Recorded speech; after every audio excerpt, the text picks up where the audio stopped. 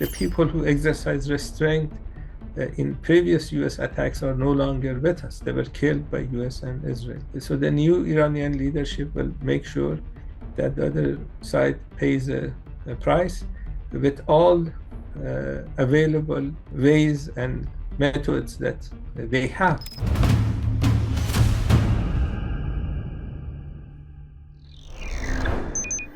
You know, this is not a war that Iran wanted. It is imposed on Iran by US and Israel. There was a diplomatic solution available according to the Omani foreign minister.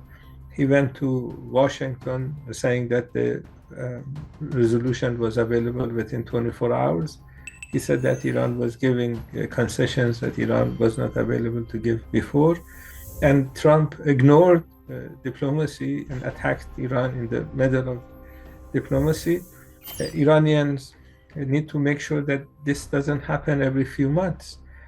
Trump has talked about Iran's borders.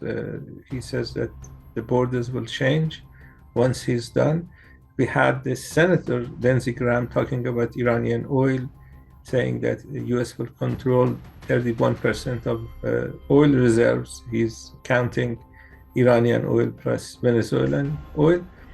So Iran has no other choice but to keep the territorial integrity of the country, to make sure that the other side fails. And Iran's leverage is not very extensive. Iran has these drones, these ballistic missiles, and Iran has access to the Strait of Hormuz. And Iran will use these leverages that Iran has to make sure that the country can survive under these attacks. This is something that we have been thinking about since the statement was released. He did not say specifics, which is understandable because you need to have an element of surprise. But his father, the previous leader, exercised a lot of restraint. When Iran was attacked in June, we lost 1,200 civilians, a lot of damage to Iranian infrastructure. And Iran's response was that Iran hit one US base, announcing the timing, and even Iran announced the number of missiles that Iran will use. And the people who exercise restraint in previous US attacks are no longer with us. They were killed by US and Israel. So the new Iranian leadership will make sure that the other side pays a price with all available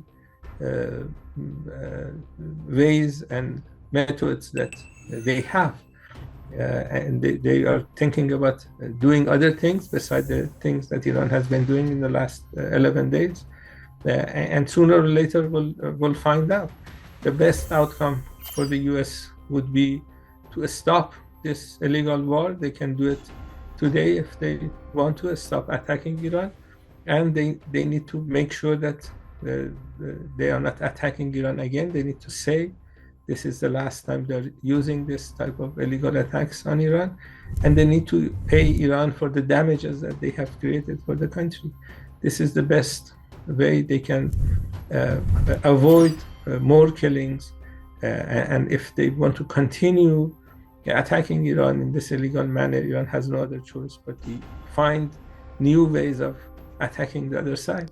As you read the message, this was a message of peace to the countries in this region.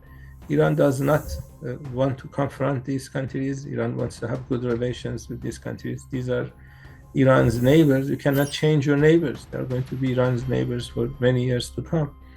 And the reason Iran is attacking US bases, is attacking US assets, is because Iran is attacked. Our infrastructure is damaged.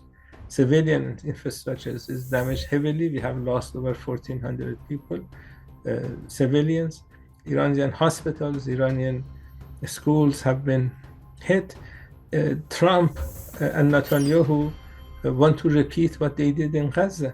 A few days before they started their genocide in Gaza, Netanyahu called the people of Palestine Amalek. and in their twisted ideology, they get to kill women and children of the people they label Amali. Last week, Netanyahu used the same terminology for Iranians. They want to repeat what they did in Gaza, in Iran. So Iran has no other choice but to respond, and this is going to create discomfort for the neighborhood. But the alternative is worse.